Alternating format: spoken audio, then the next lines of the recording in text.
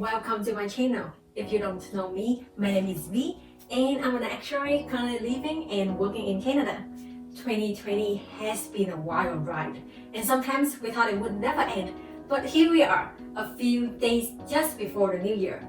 So like many of you, I'm hoping for a better and more exciting year. Hopefully exciting in a good way, of course. So today, I'm not talking about my usual topics, education or career or personal development. What I want to talk about is personal finance.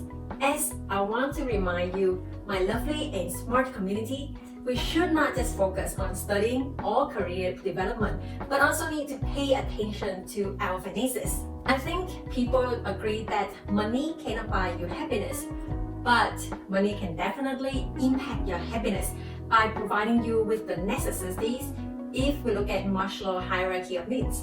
So the foundation is made up of psychological needs, which include food, shelter, clothing, and so on. So these are physical needs that one needs to fulfill before getting to other stages like love, belonging, or self-actualization. I strongly believe managing your personal finance is a very important topic, and that's why I'm making this video before we head towards the new year. This is a perfect time to look at your finances, especially young adults, since it is never too early to start thinking about money and finances. I do think this topic is so important that one should be taught back in school. I also find that not many female YouTubers talk about finances, and I think we should talk more about this. Not because we are the expert, but just because this is likely one of the common topics in our regular lives. So, if you find today's video helpful and enjoy it or like what I share, don't forget to subscribe to learn more about different topics to help you study smarter, work better, and live happier.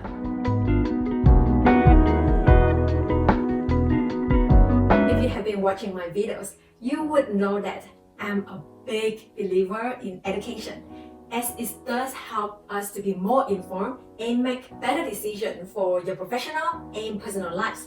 It is so easy for us to obtain information and build our own knowledge with today's technologies. So my first tip to help you with your finances is, of course, getting educated about personal finance. For this, I'm not talking about studying to get a certified financial planner designation or anything like that. This can simply be just taking a few hours workshop Personal Finance 101, read a book, or watch some YouTube videos. So I will drop some links in the comment section for your reference. And if you do not like numbers, information can be overwhelming at first. But do not be scared and don't give up. Take it slow and just try different meetups to help you receive the knowledge. Like read a short personal finance article here and there, or listen to a podcast when you exercise. So the more you know and understand how things are, the more informed you can be in making your financial decision, and the better you will be at managing your own money without relying on others. This does not mean that you should not have a personal financial planner or financial advisor. Actually, I think they are great to have as they are equipped with specialized knowledge and can provide many useful information, especially relating to estate planning or tax. But at the end of the day, you are the one responsible for your own financials. So building up personal financial knowledge and good habits depend on you. So learn to be responsible for your own financial decisions. The next tip is to live within your means. This simply means that you should not spend more money than you earn. This does not mean that you cannot borrow money, like having a house mortgage or car loan, because financial leverage has its merit and can be very powerful. You just need to ensure that your mortgage payments or these loan payments are within your ability to pay each month. It also doesn't mean that you have to live frugally or cannot go for fancy things once in a while. The main thing is how you can control your spending or know to save up to go for the things that you really want and love. So there are a few things that can help you living within your means. First is to create a budget so that you have an idea of your revenue, your expenses, and what you have left. A famous budgeting rule which got popularized by Elizabeth Warren in her book On Your Worth, the ultimate lifetime money plan, is the 50-30-20 budget rule. So basically, you want to allocate your after-tax income to 3 buckets: 50% on need, 30% on want, and 20% on savings. So needs refer to the must-pay bills and obligations for your must-have.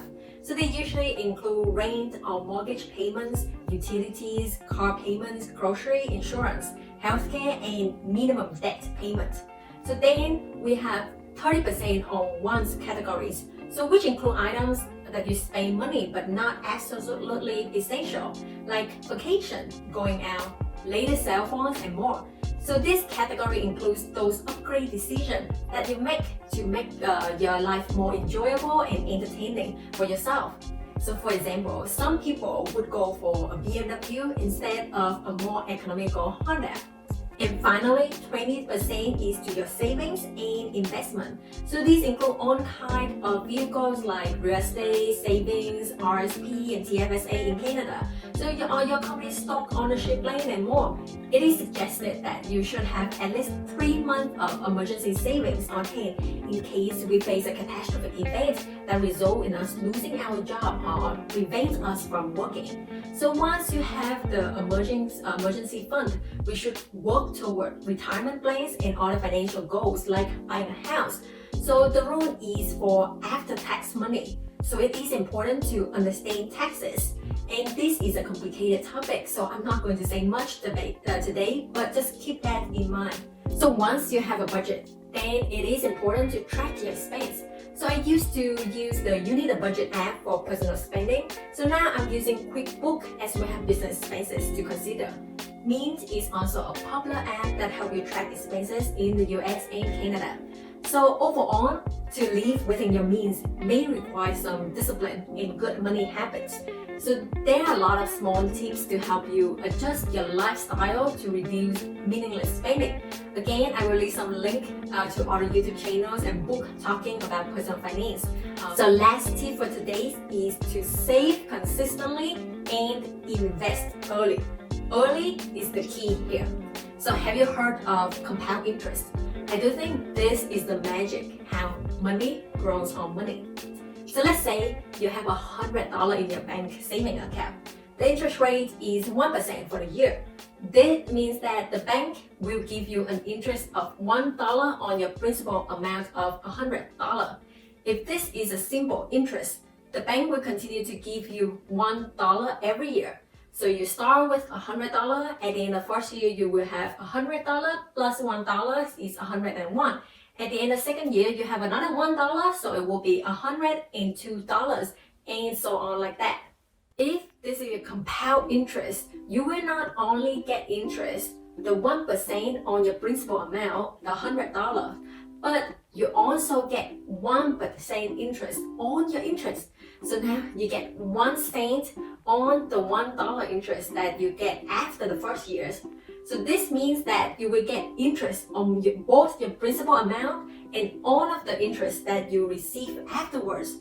So what this means is that the earlier you save and invest, the more time you have and the more powerful the compound interest is.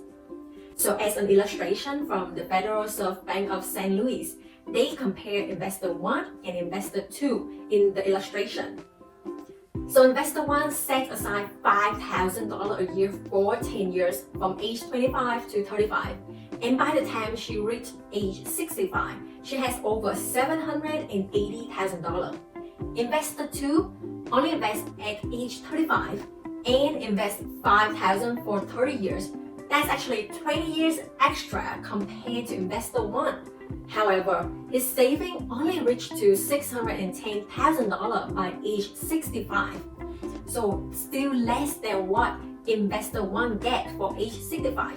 So this used 8% interest rate, which is high in today's environment, but it still shows how powerful compound interest is and how time can really help with your savings and investment.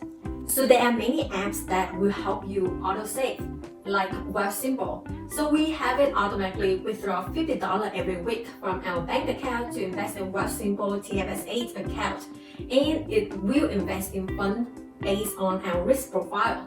Of course, there is risk with every investment, but this is where you need to learn about your risk profile and what instrument you are comfortable with. So usually higher risk means higher return, For me personally, I always invest in multiple instruments, from conservative like saving, bank account, GIC, to higher risk like growth stock market. So this is where getting educated is extremely important for you to make your own financial decision. Do you want to be a millionaire? There is a myth that in order to be a millionaire, we have to make big income or get inheritance from a rich family.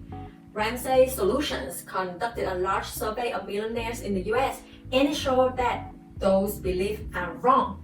The study showed that the top 5 careers for millionaires include engineer, accountant, teacher, management, and attorney. So almost 80% of millionaires did not receive any inheritance from their parents or other family members.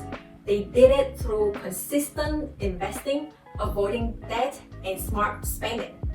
No lottery ticket, no inheritance, no six-figure income. In addition, 8 out of 10 millionaires invested in their company 401k plan. In Canada, this is equivalent to the Registered Retirement Savings Plan, RSP. So the study was done in the US, but I believe this is very applicable to Canada and many other countries. So we all can be wealth.